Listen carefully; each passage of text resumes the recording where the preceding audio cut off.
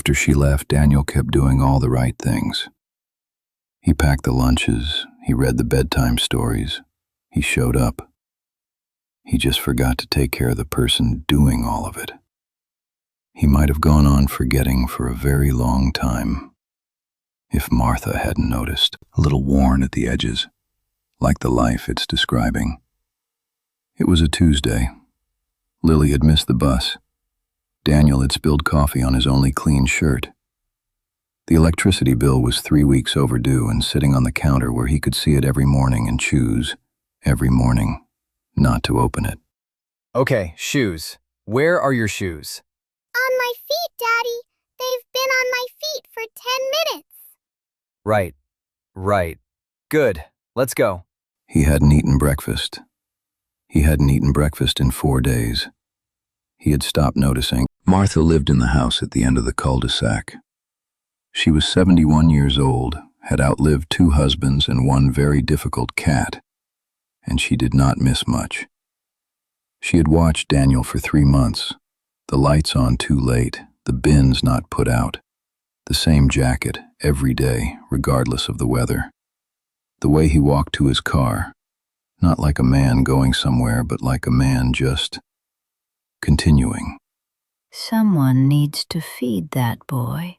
The next morning she was at his door at 7:45 with a casserole dish, a look that did not invite argument and absolutely no patience for the word no. Martha, you didn't have to.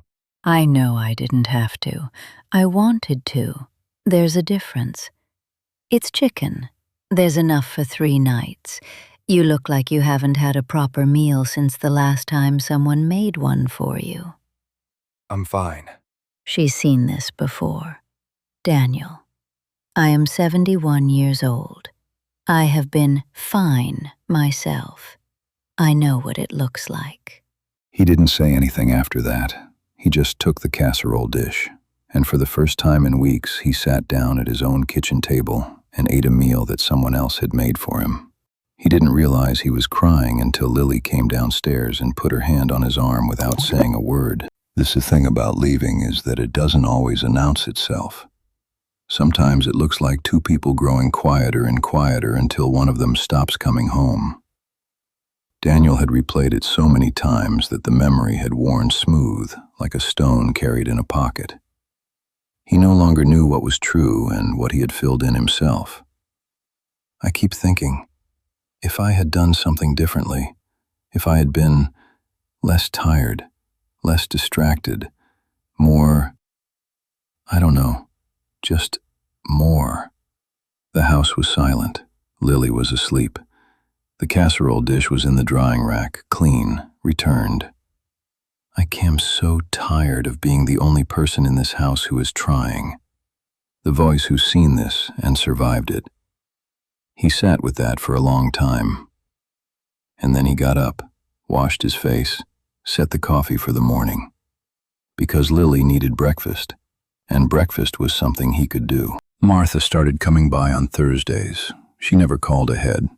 She just appeared, usually with something that involved more butter than was strictly necessary, and an opinion about whatever Daniel was doing. When did you last water this? I water it.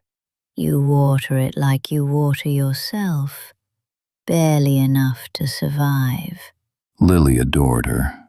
Martha let Lily sit in her kitchen and ask the kind of questions that only 7-year-olds ask. Relentless, specific, occasionally alarming. Mrs. Martha, if you could be any animal, what would you be? A swan. Because they're beautiful? Because they look calm on the surface and paddle furiously underneath. It's called surviving, my love. Most of us are swans. Daniel heard that from the other room.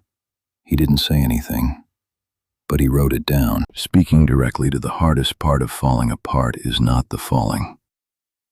It's the pretending you're not. There are people in your life who can see through the "I'm fine." The ones who show up with casseroles and uncomfortable questions, and the particular kindness of refusing to let you disappear. If you have one of those people, let them in. And if you are one of those people, keep showing up. The person you are showing up for may not know how to ask, but they notice. They always notice. Who has shown up for you when you forgot to show up for yourself? Tell me in the comments. I read every single one. By spring, Daniel had opened the electricity bill, paid it, called his sister back, started eating breakfast again. Not every day, but most days. Lily told Martha that her daddy seemed less like a gray sky lately. What does he seem like now? Like a sky that's thinking about being blue. That is what it looks like when someone who has forgotten themselves starts to remember. Not all at once, not dramatically, just a sky that's thinking about being blue. Daniel was thinking about it. If this story found you at the right moment, share it with someone who needs it today. New stories every week. Subscribe so you never miss one. Because some of us need to be reminded, you are allowed to be someone worth taking care of.